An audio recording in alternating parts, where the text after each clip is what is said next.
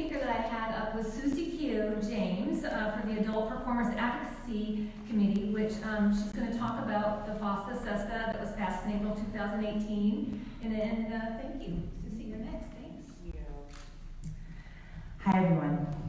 So, Kristen, thank you for speaking. You're so inspirational every time. But there's a really critical piece that Kristen touched on, which is that we think we can all agree here that trafficked victims should not be arrested. And so, but unfortunately, there's a little bait and switch that happens with law enforcement typically. I've heard from trafficking advocates and law enforcement alike, no, the only way we can get to these people is by uprooting their lives and throwing them in jail. Like, how dumb do you think I am? Like, I went to college, y'all. Like, you know, it's completely illogical. But we are living in an era of true doublespeak. We are living in an era of what I'm calling a First Amendment crisis, really. SESTA FOSTA was passed in April of 2018, became law in January of this year. And it fundamentally changed the internet, right? We were concerned about it. You know, some of the video you saw as folks were coming in was from June 1st, which is International Whores Day. In 2018, we took to the streets in cities across the country because enough was enough. Tara was there, you were there. You know, 150 people shut down Hollywood Boulevard in LA. The same thing happened in New York and San Francisco and Oakland. I'm getting goosebumps just thinking about it because it was such, and it continues to be such an intense time. I remember calling Kristen and crying on the phone somewhere in the valley because I've been a sex worker since 2008. I started in a strip club. I wanted to make more money, so I started doing massages and escorting and things of that nature. And I felt incredibly empowered. I had this beautiful support system. I had online platforms that allowed me to put space, time, and distance between myself and somebody who might want to hurt me and would be able to get away with it. A real turning point in the sex worker rights movement is when we started not celebrating, but honoring December 17th, which is coming up next month, which is Day to End Violence Against Sex Workers. And that came out of a quote from someone who had victimized us. He said, "I chose prostitutes because I knew I could kill as many as I wanted and get away with it." And ironically, that quote from one of our most disgusting adversaries has given us the proof, right? That no, bro, you don't protect us. We can't turn to you for safety. Serial killers are targeting our community because they know they can get away with it. So what do? What we've done up until January of this year was use the internet. You know, like if you're not in the same physical space as someone, you have a lot more options and everyone's screening looks different, right? Screening can be checking out what's inside the car and making sure there's no weapons and maybe one door is unlocked. That could be your screening process, and that's okay. But there are different levels, right? And there are different mechanisms that people could use prior to this law passing.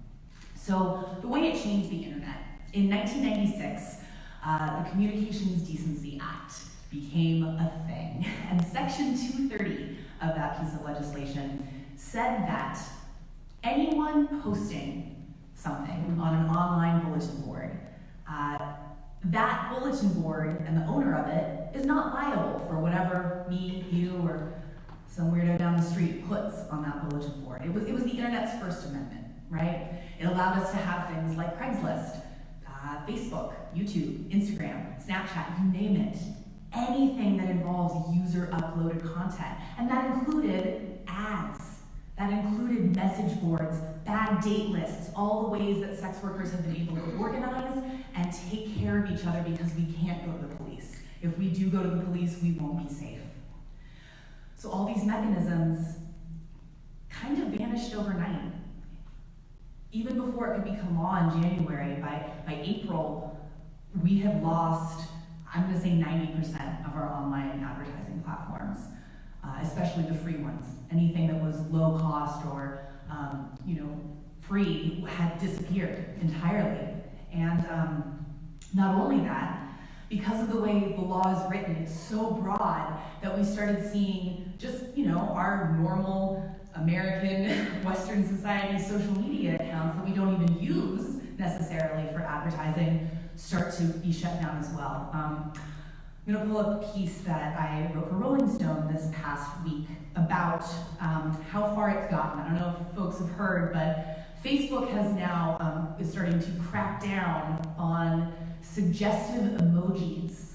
So cartoon peaches, cartoon eggplants. If these are used or leveraged to communicate sex, not even solicit, not even sex for profit, like literally me in my bathroom being like, that looks cute, who thinks so too? Could get my account deleted because the way the law is written, it takes away the internet's First Amendment. Everyone who posts anything is now putting that platform, Mark Zuckerberg, at risk. And we saw, because they didn't even wait for the law to be signed, to actually take effect in January, so many websites just shuttered preemptively because we know that their crew of lawyers that they keep on retainer said, yeah, no, you gotta shut it down. You have to shut it down. And we knew what would happen, right? In 2014, there was a website called myredbook.com, which was the first website I put ads up on, and it was seized by the FBI. I went onto my laptop one day to bump my ad to the top, and there was the FBI seal. And I was like, okay, throw the computer out the window. That'll clearly be the next step, right? But it was incredibly disruptive to workers here on the West Coast. I remember SWAP Sacramento did a needs assessment during that time and looked at population here in Sacramento who had been using these platforms, and once they were shut down, correct me on the numbers, we saw a 30% of folks who were using those platforms moved to the street, and half of them, or all of them, I believe, experienced violence. We saw it in this microcosm, just this one website in this one region of the United States, saw a spike in violence in our community almost overnight. And so the exact same thing has happened in this past year, but nationally. And because it's not just our advertising mechanisms, it's not just the ways that we can scream that have disappeared, people's social lives, people's identities, people's communities are not safe, even in the online space. My friend Betty Bondage, who is a queer, Betty Bondage fans in the house. She's a queer Puerto Rican dominatrix, and she's had an Instagram and Facebook either limited, suspended, or cloistered in some way, restricted 6 or 7 times in this past year. Folks who are already on the margins, folks who are already dealing with homophobia, racism, transphobia, those are the folks that are getting scrutinized and having resources taken away online as well. So Sesta Fosta has really devastated our community on both a physical and I think a spiritual level as well, a social level. We communicate via the internet. The internet is a way that, it's magic in a way, right? It's changed so many industries, and it changed ours by making sure that so many of us could survive. And so pulling the plug on that is inhumane in this day and age. It is a violation of this community's rights, and it needs to be treated as such.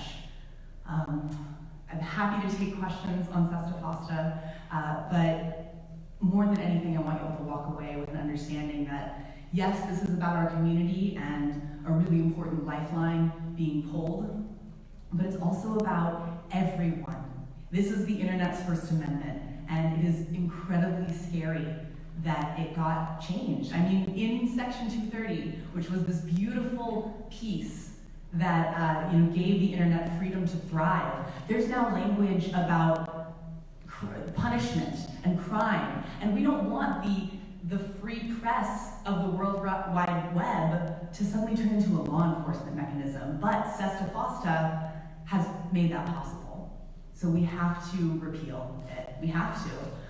There's some movement on the East Coast. Woodhull Freedom Foundation and some others have taken it to the courts. They are in the appeals process now. And we hope that our allies will come to their senses as well. You know, it's sex educators. Anything related to sex and sexuality has really been shut down online because people are scared. These online platforms are now considered publishers. They are now liable for anything that anyone posts. And that just creates not a web of interconnected thoughts and ideas, but rather like a series of private fiefdoms where people can just exclude anyone they wish. And that's not the world I want to live in. And I don't think that's what this country or this state is about. And I think we can do better, and I think we need to hold our elected officials accountable. 99.9% of congressional representatives voted for SESTA. And so I encourage all of you to have hard conversations with your elected officials. Go into their offices. If you're intimidated about that, come up and talk to me. I would love to get you prepared for your first lobby visit and go in and talk to the person who voted to take the Internet's First Amendment away. You need to ask them why. And if they don't know and they can't give you a good answer, explain to them what this has done. And tell them, don't ask them, tell them to do better, because they work for you. Thank you all so much.